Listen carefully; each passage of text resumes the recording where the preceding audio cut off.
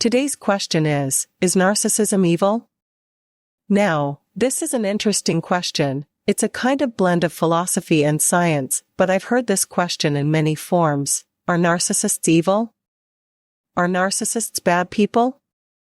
Does evil lead to narcissism? Does narcissism lead to evil? So, a lot of different questions, but all the same theme, looking at this potential relationship between narcissism and evil. So, this one's kind of difficult question to answer because it wanders into a few different areas. As I mentioned, this is really looking at philosophy and science. Now, I could talk about philosophy and science for hours. I'm a big fan of philosophy, theology, science, all how we can understand the world, all the ways we can seek wisdom, but usually, in my videos, I try to focus more on the science side, because psychopathology and counseling and appraisal and all these different areas are primarily scientific, and the way we understand them and apply them as counselors. So, just a quick overview of philosophy and science, and I'll do my best to answer this question. If we look at how we understand the world, how we gain wisdom, and we go back many years. First, we see there was philosophy, and then natural philosophy was developed, and that led to science. So, what was called natural philosophy we now call science. We have a philosophy which is the love of wisdom. It's an application of reason or logic, in order to find knowledge, and we usually think about it to find meaning in life for kind of existential purposes, that why we're here, what we should do, morals, ethics. Science is more concerned with the natural world. So, it looks at the material world. It looks to find knowledge in constructs that we can observe, or that we can observe indirectly. We can develop instrumentation that can detect things we can't directly sense, and then convert that into something that we can sense. But either way, science is based on the material world. It looks at the material world as the source of knowledge. If we observe the experiment, if we replicate those experiments, we can gain knowledge that way. In order for something to qualify as a science, it must use the scientific method. It must involve at some level experimentation, observation, replication. So, some if not all the principles must be there to call something science. We really have here two different ways to get knowledge. As I mentioned, I use both philosophy and science, and I'm also a big fan of theology, and theology perhaps is both philosophy and science, but that's a whole other debate. I will not worry about that right now. So, really, I'm just focusing here on philosophy and science. Let's look at the question specifically. Is narcissism evil? So, first, we have to understand narcissism. Narcissism is a construct that's scientifically defined. It's a tendency for certain behavior. We can define it using the 5-factor model, for example, openness to experience, conscientiousness, extroversion, agreeableness, and neuroticism. We look at the facets of those traits, and if we see certain facets endorsed at certain levels, we could call that narcissism. We would look for, of course, as arrogance and lack of empathy. We look for somebody who has a lot of fantasies about success, wealth. We look for somebody who requires a lot of admiration, has a grandiose sense of self-importance. These are narcissistic characteristics. So, we can measure narcissism, and that's the way we use it. We measure it, and we can help people to cope with it, to adapt. To narcissism, we can help people who have been abused by individuals who are narcissistic through our scientific understanding of narcissism. Now, let's look at the other part of the question. In order to get at evil, we have to ask, is evil?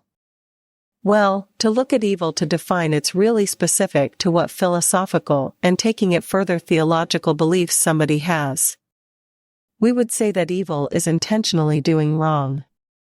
But here's where things become tricky. Is it doing more wrong than good? What if you do a lot of both? What if you do a lot of wrongs, but just a little better? It's difficult really to measure evil, and even to define it in a way that kind of meets narcissism at the same level. I believe evil is real, but it's not real from a scientific standpoint. It's not really part of the material world in the same way as we would see in the scientific method. I know individuals who are interested in mental health have tried to study evil, and what they've really done is they've renamed evil. So, for example, we see attempts to measure depravity, or wickedness, which perhaps is really the same thing as evil. And some have tried to get the word empathy in there. So, that lack of empathy that we see with narcissism, they say we measure that, then that's evil. Really, they're just taking two words and putting them together. They're simplifying the term evil, and they're making the term empathy more philosophical. We have a word for evil, we have a word for empathy. I don't know if mixing them together really helps anything. So, that's just really a renaming exercise.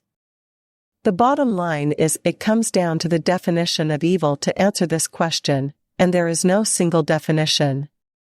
So, one way to answer the question, is narcissism evil?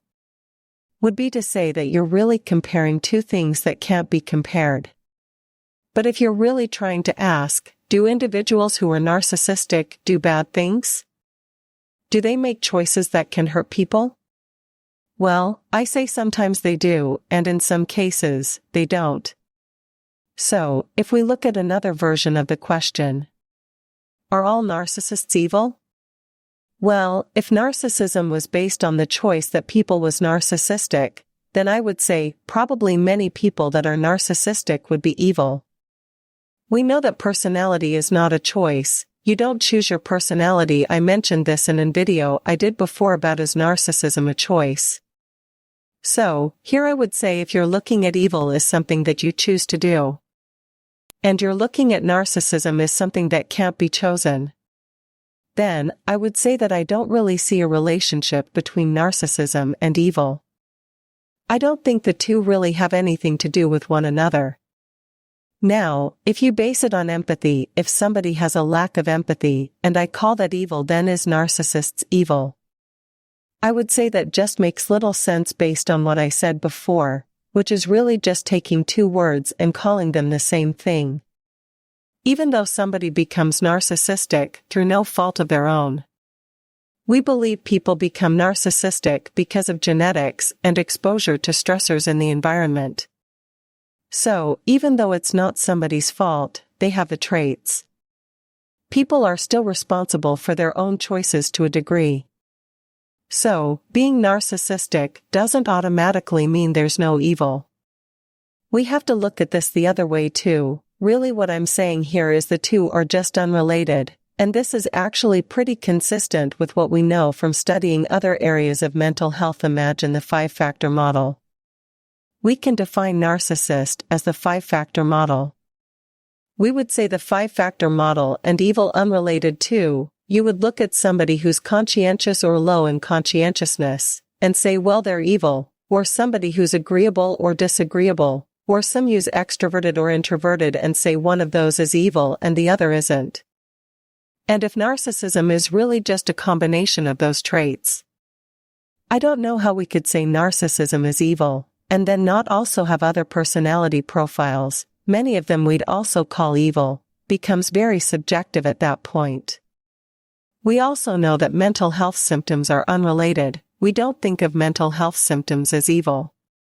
We wouldn't say if somebody's depressed or anxious or has obsessive-compulsive tendencies or suffering from recurrent memories like post-traumatic stress disorder, we might see them, we wouldn't call those behaviors evil.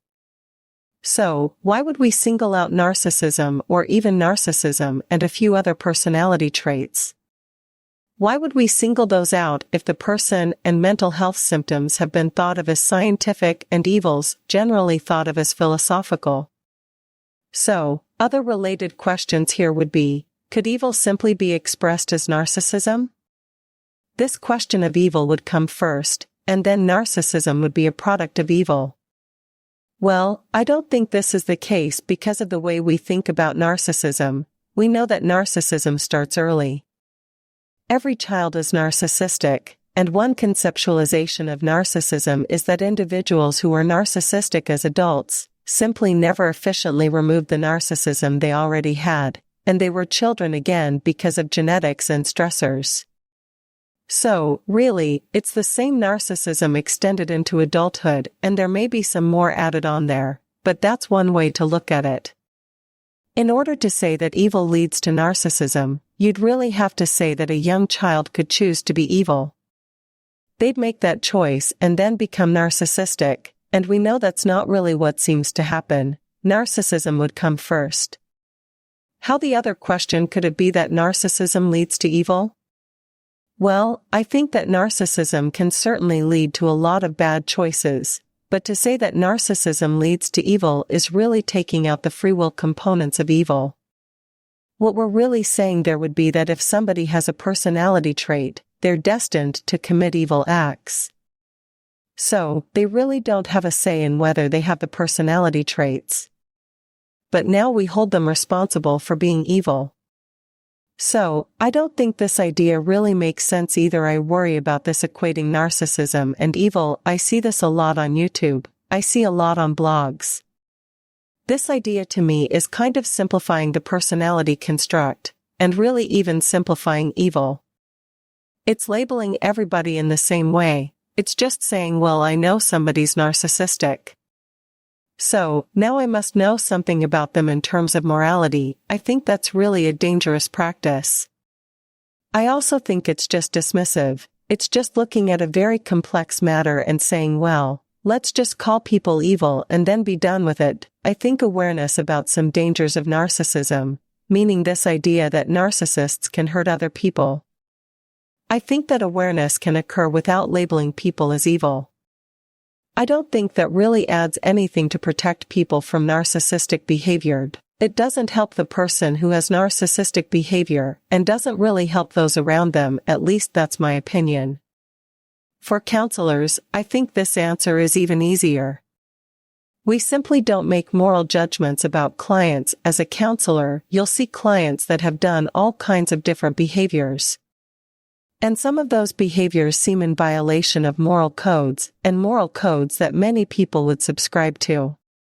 So, really very clear behavior that violates society's norms and moral codes, and no matter what somebody does when they come in to see a counselor, we're just not there to judge. It's not good for therapy. It's not part of our understanding of how to treat people. We don't think that's a helpful way to treat people. So, for counselors, the issue is pretty easy. This question is pretty easy to answer. For non-counselors, I would say you really just have to decide your definition of evil. And really think through if that's a useful way to conceptualize people with a particular personality trait. Again, how would I answer the question, is narcissism evil? I would say it's not, because you're really talking about constructs that cannot be compared. So, I know whenever you mix philosophy and science, there's always a lot of ideas that are generated. Thanks for watching this video. Don't forget to like and subscribe. If there is anything that needs to be discussed, write in the comments column below.